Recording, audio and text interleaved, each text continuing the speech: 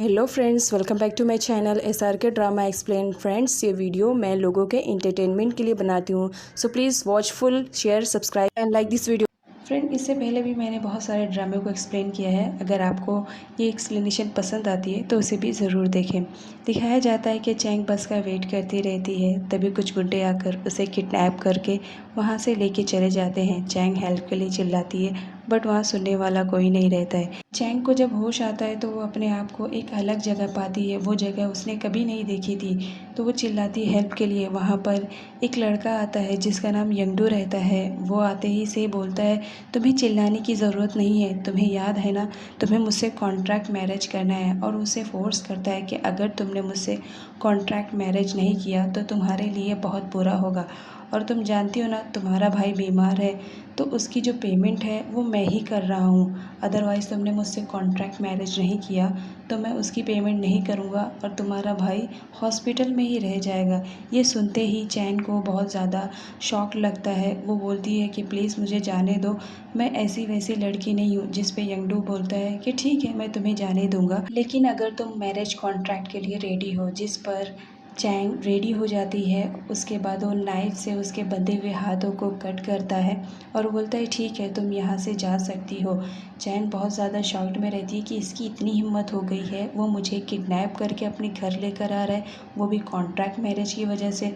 फिर बातों में पता चलता है कि ये उसकी मॉम ने डिसाइड किया है। वो फ़ौरन वहाँ से भागते हुए जाती है और सीधा हॉस्पिटल में जाती है अपनी मॉम से मिलने के लिए। उसकी मॉम बहुत ज़्यादा लालची रहती है। वो अपनी बच्ची को बेच चुकी थी क्योंकि वो उसकी स्टेप मदर रहती है। स्टेप मदर होने की वजह से उसे चैंग से बिल्कुल भी लव नहीं रहता है। वो उसे कुछ पैसों के लिए सेल कर देती है दूसरे के हाथों और इमोशनल ब्लैकमेल करती है कि मैंने ऐसा इसलिए कहा कि तुम मुझसे मैरिज कॉन्ट्रैक्ट करो ताकि कुछ पैसे मिल सके जिससे तुम्हारे भाई का इलाज हो पाए। प्लीज़ मुझे माफ़ कर देना, मैंने तुमसे बगैर पूछे काम किया है। जिस पर चैंग बोलती है, मॉम आपको सॉरी बोलने की ज़रूरत नहीं है, मैं समझ गई हूँ, मैं अभी वहाँ पर चली जाऊँगी मैरिज कॉन्ट्रैक्ट के लिए। उसकी मॉम फिर दिल ही दिल में सोचती है, चलो ये लड़की मान तो गई, मेरे पास अब बहुत ज़्यादा पैसे आने वाले हैं।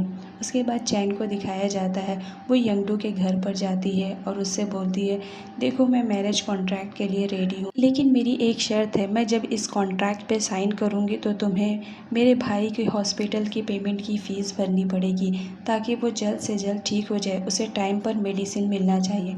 जिस पर यंगडू एग्री हो जाता है और बोलता है, मैं हर चीज़ पे करने के लिए तैयार हूँ, लेकिन तुम्हें मैरिज कॉन्ट्रैक्ट करना होगा। मैरिज कॉन्ट्रैक्ट के रूल एंड रेगुलेशन मेरे रहेंगे तो इस हिसाब से मैं तुम्हारा हस्बैंड रहूँगा। ये बोलकर वो उसे किस कर लेता है। जिस पर चैंग उसे थप्पड़ मारती है और बोलती है कि हमारा मैरिज कॉन्ट्रैक्ट अभी कंप्लीट नहीं हुआ है, तो तुम्हारी हिम्मत कैसी हुई मेरे साथ ऐसी हरकतें करने के लिए।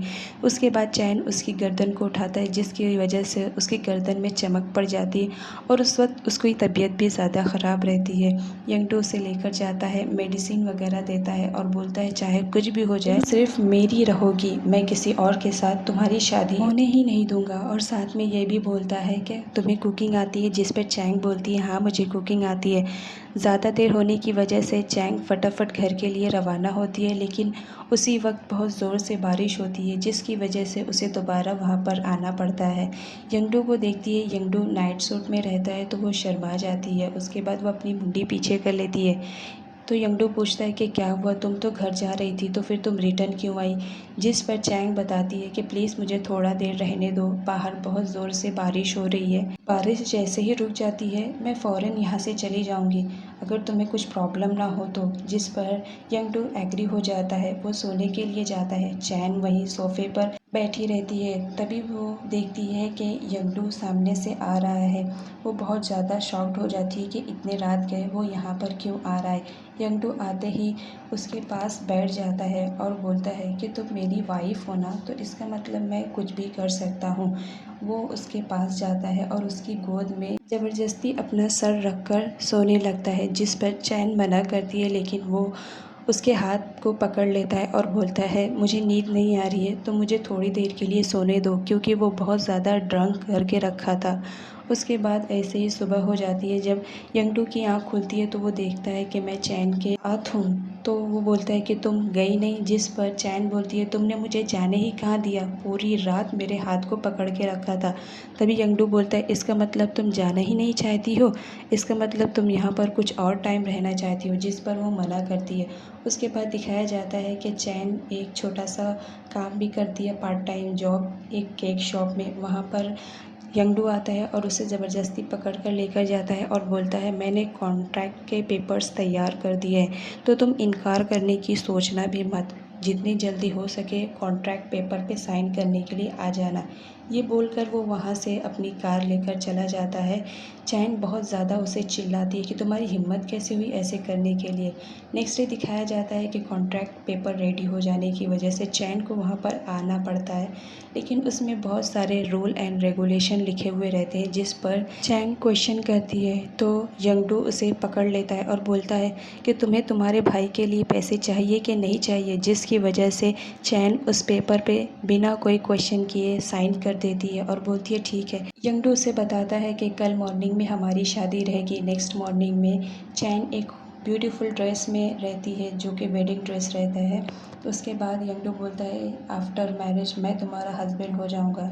वेडिंग नाइट्स को दिखाया जाता है कि यंगडू उसके पास जाता है, वैसे ही चैन बोलती है कि तुम्हें तुम्हारा प्रॉमिस याद है ना, तुमने मुझसे प्रॉमिस किया था कि तुम ऐसा वैसा कुछ भी नहीं करोगे।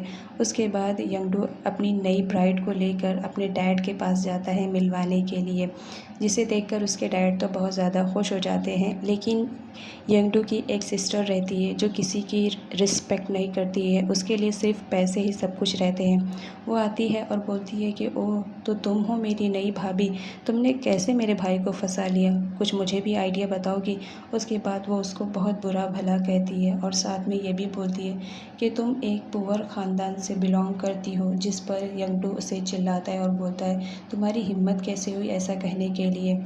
जिस पर यंगडू की सिस्टर खड़ी हो जाती है और बोलती है क्या गलत कह रही हूँ, सही तो कह रही हूँ, ये एक पुअर फैमिली से बिलोंग करती है और इसका स्टेटस भी कितना लो क्वालिटी। जिस पर उसके डैड उसको थप्पड़ मारते हैं कि तुम्हारी हिम्मत कैसे हुई ऐसा बोलने के लिए मेरी बहू के बारे में।